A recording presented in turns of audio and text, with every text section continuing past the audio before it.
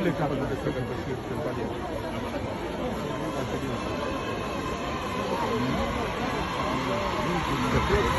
Uji unda kuma ke dojo tuni ne ko no. Je suis pas obligé de se réfléchir avec les téléphones. Les cadres de cette voiture, c'est pas bien.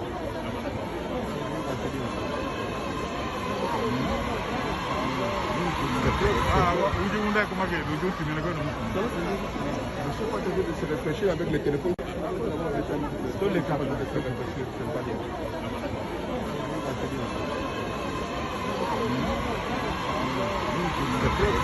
Uji unda kuma ke dojo tuni ne ko no.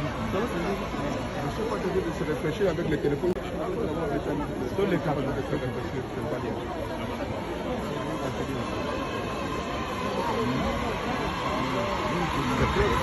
Uji unda kuma ke dojo tuni ne ko no. Je suis pas obligé de se réfléchir avec les téléphones. Les cadres de cette voiture, c'est pas bien.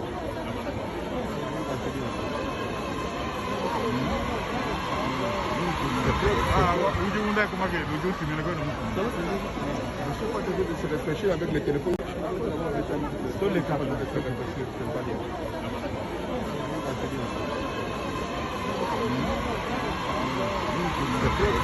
Uji unda kuma ke dojo tuni ne ko no. Je suis pas obligé de se réfléchir avec les téléphones. Les cadres de cette voiture, c'est pas bien.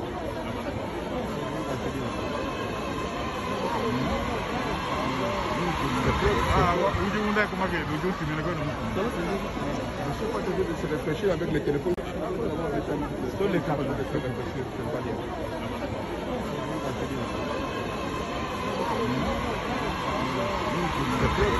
Uji unda kuma ke dojo tuni ne ko no.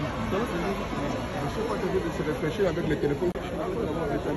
Les cadres de cette voiture, c'est pas bien.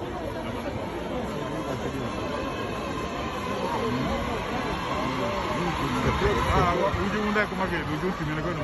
Je suis pas obligé de se réfléchir avec les téléphones.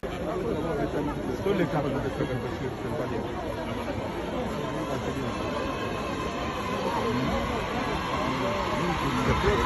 Uji unda kuma ke dojo tuni ne ko no.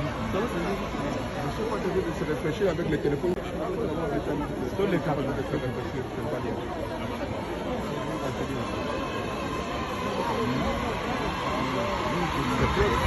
Uji unda kuma ke dojo tuni ne ko no. Je suis pas obligé de se réfléchir avec les téléphones.